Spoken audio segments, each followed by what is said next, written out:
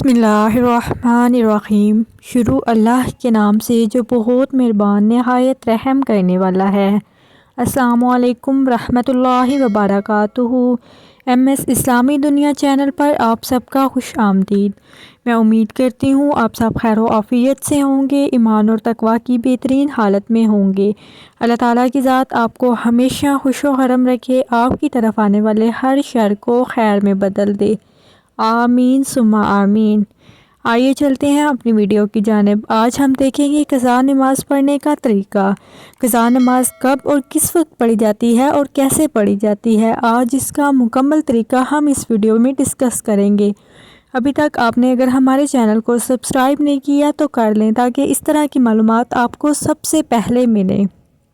दोस्तों, बाज़ औक़ात हमारी बहुत सारी नमाज़ें क़ज़ा हो जाती हैं जिनका हमें पता नहीं होता हम कितनी नमाज़ें क़ज़ा कर चुके हैं। कई सालों की, कई महीनों की, कई हफ़्तों की इकट्ठी क़ज़ा हो जाती हैं। इनको पढ़ने के बहुत सारे तरीके लोग यूज़ करते हैं, लेकिन मैं आपको एक ऐसा तरीका बताऊंगी जिससे आप आसानी से अपनी क़ज़ा नमाज़ें पढ़ सकते हैं। 3 वक्त ऐसे हैं जिनमें आप क़ज़ा नमाज नहीं पढ़ सकते: ज़वाल के वक्त, ग़ुरूब आफ्ताब के वक्त, तुलूए आफ्ताब के वक्त। इस 3 वक्त के अलावा आप किसी भी वक्त क़ज़ा नमाज पढ़ सकते हैं, और किसी भी नमाज के साथ। फ़जर, ज़ोहर, असर, मग़रिब के सिर्फ फ़र्ज़ पढ़ने होते हैं। इसके अलावा इशा के साथ 3 वितर भी पढ़ने होते हैं। सबसे पहले आपने एक डायरी ले लेनी है, उस पर आपने हिसाब कर लेना है। मतलब कि अगर आपकी एक हफ़्ते की नमाज क़ज़ा हुई है तो आपने देख लेना है कि एक हफ़्ते में आपकी कितनी नमाज़ें बनती हैं।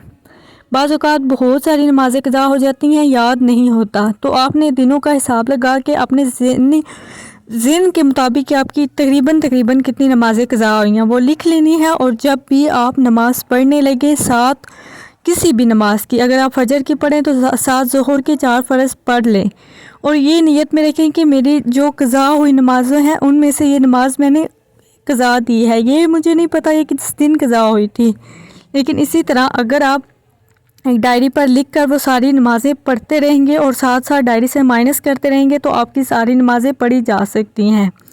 क़ज़ा नमाज का यही बेहतरीन तरीका है। एक दिन की अगर आपकी नमाज़ फ़जर की क़ज़ा हो गई है तो उसे आप ज़ोहर के साथ या वो ज़वाल के टाइम के बाद आप किसी भी वक्त वो फ़जर की क़ज़ा दे सकते हैं।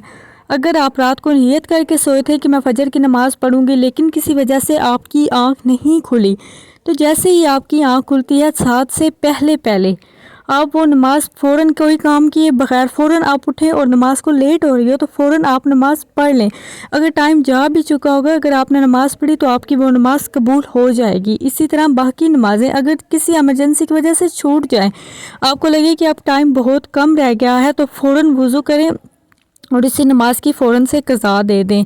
वो नमाज फ़र्ज़ में शामिल हो जाती है, वो फिर क़ज़ा नहीं रहती। इसी तरह आप किसी भी नमाज की क़ज़ा उसके टाइम के बाद पढ़ सकते हैं, अगर आपने नियत की हो कि मैं अगली नमाज़ पढ़ूंगी और किसी काम की वजह से वो नमाज़ मिस हो जाए, वो नमाज़ छूट जाए। इसके बाद सालों की या महीनों की जो नमाज़ें क़ज़ा होती हैं जिनका हिसाब नहीं होता, उनको आप डायरी पर लिख कर आसानी से पढ़ सकते हैं।